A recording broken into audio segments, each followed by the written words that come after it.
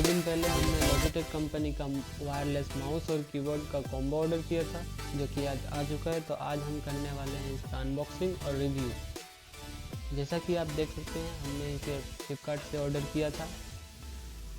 Box के अंदर हमें माउस, कीबोर्ड और वायरलेस डोंगल देखने को मिलता है।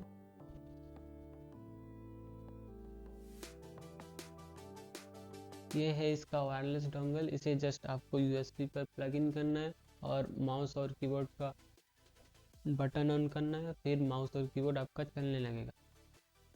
देख सकते हैं कीबोर्ड का डिज़ाइन अच्छा है और टाइपिंग एक्सपीरियंस भी हमें अच्छा लगा। कीबोर्ड के पीछे के साइड में 2 AA साइज का बैटरी लगता है।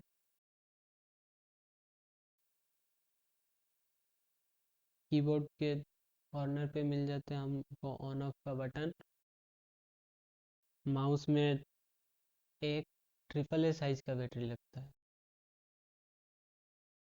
और माउस के नीचे की तरफ मिल जाता है हमको ऑन ऑफ का बटन।